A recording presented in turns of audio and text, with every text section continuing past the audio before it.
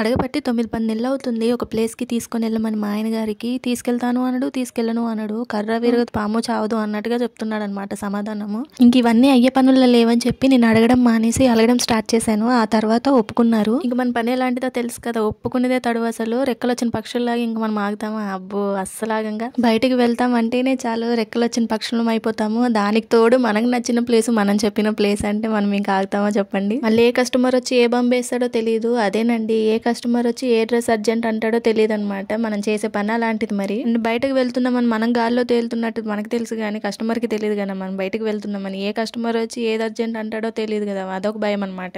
ఇంకా ఆయన మనసు ఎప్పుడు మారుతుందో తెలియదు కదా అని చెప్పేసి గబగబా అయితే పని అయితే స్టార్ట్ చేసేసాను. ఇంట్లోనంతా క్లీన్ చేసేసుకొని బయట అయితే ముగ్గేసుకోవడం స్టార్ట్ చేశాను అనమాట.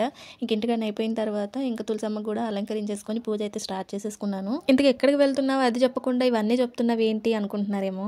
చెప్తాను వీడియో లాస్ట్ లో చెప్తాను, వెయిట్ చేయండి. లాస్ట్ టైం వెళ్ళినప్పుడు కూడా నేను మన ఛానల్లో వీడియో అయితే పెట్టాను, లాంగ్ వీడియో. అదే లాస్ట్ అండి వెళ్ళడము. అప్పటి నుంచి ఇప్పటి వరకు అసలు 1 ఇయర్లో 2-3 టైమ్స్ అయితే ఖచ్చితంగా వెళ్తాం అనమాట ఆ ప్లేస్కి.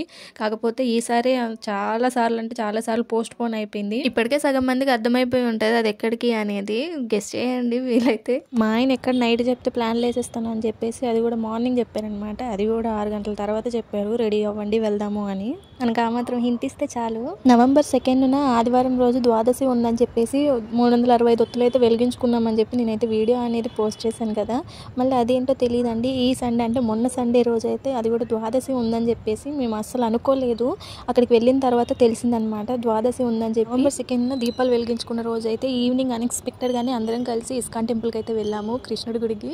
కానీ ఈ సండే ద్వాదశి ఉందని తెలియకుండానే వెళ్ళామన్నమాట గుడికి. అయితే చాలా సంతోషంగా అనిపించింది. అక్కడికి వెళ్ళిన తర్వాత తెలిసింది. సో ఇదంతా దేవుడు ఆజ్ఞ లేదే మనతో అవుతుందా చెప్పండి. అలంకరించుకోవడం అయితే కంప్లీట్ అయిపోయింది. ఇంకా ప్రశాంతంగా పిల్లలు లేవకముందు నేనైతే పూజ చేసేసుకున్నాను. పూజ అయిన తర్వాత వాళ్ళకి లేపాను అనమాట. ఇంకా వాళ్ళకి రెడీ చేసి అయితే ఇంకా బయలుదేరిపోయాము. మేము నలుగురమే కాదండి, అమ్మ వాళ్ళకి కూడా చెప్పామన్నమాట. లాస్ట్ మినిట్లో చెప్పినా కూడా అప్పటిదప్పుడు రెడీ అయిపోయారనమాట. వాళ్ళు కూడా ఎప్పటి నుంచో అనుకుంటున్నారు కానీ ఈ రోజే వెళ్దామని మాత్రం వాళ్ళకి కూడా ప్లాన్స్ అనేవి ఏం లేవు. వీడియోస్ అయితే వస్తూ ఉంటాయి, ఎక్కడికి వెళ్ళాము ఏంటి అనేది నెక్స్ట్ వీడియోలో చూసేయండి. ఇక్కడ వరకు వీడియో అయితే చూసారు కదా, ప్లీజ్ లైక్ చేసి వెళ్ళండి అబ్బా. అదే చేతులతో సబ్స్క్రైబ్ కూడా చేసేసి మరి నెక్స్ట్ వీడియోలో కలుద్దాం. బాయ్.